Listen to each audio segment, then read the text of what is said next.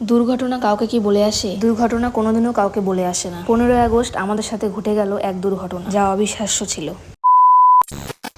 দিনটি ছিল 15ই আগস্ট। প্রতিবারের মতো এবারও বেরিয়ে পড়লাম ঘুরতে যাওয়ার উদ্দেশ্যে। হ্যাঁ, আমরা কিন্তু একা না, আমাদের সাথে ছিল আমার বরের বন্ধু তথা আমার দাদা, সঙ্গে কিন্তু দাদার বউ, আমার বৌদিও ছিল। গত 3 বছর ধরে আমরা একসাথেই 15ই আগস্টে বেরোই। আমরা দুজনেই একা একা ঘুরতে ভালোবাসি, তবে 15ই আগস্টে এই দাদা বৌদিকে ছাড়া কিন্তু ঘুরতে বেরোনো অসম্ভব। এই দাদার নাম নিমাইদা। নিমাইদা যেহেতু মোবাইল দোকান, তাই কিন্তু বৌদিকে নিয়ে সবসময় আমাদের মতো ঘুরতে বেরোতে পারে না। বৌদি প্রায় 1 বছর পরই আমাদের সাথে বেরোলো। আবার কেউ মনে করো না নিমাইদা বউকে ছেড়ে ঘুরে বেড়ায়। ঘুরতে এলে অবশ্যই বউকে নিয়েই বেরোয়। দোকানের চাপে তেমন ঘুরতে যেতে পারে না। 15ই আগস্টে নিমাইদার বউ একসাথে ঘুরতে বেরোয় আমাদের সাথে। ভিডিও শুরুতেই তো বলেছিলাম দুর্ঘটনার কথা। এই যে সেই রাস্তা, যে রাস্তায় নিমাইদার বাইকটা স্লিপ কাটে। শুধু এই রাস্তায় নিমাইদা পড়েনি, আমরাও পড়তে পড়তে বেঁচেছি এবং অনেকেই কিন্তু এখানে পড়েছে। এখানে কিন্তু কারোরই দোষ নাই, যেহেতু এখানে কাদা ছিল তাই এই কাদার মধ্যে স্লিপ কেটেছে। যাই হোক, আমরা আজকে যাচ্ছি পেলে। কাল ভিডিও দিতে পারিনি, তার জন্য সরি।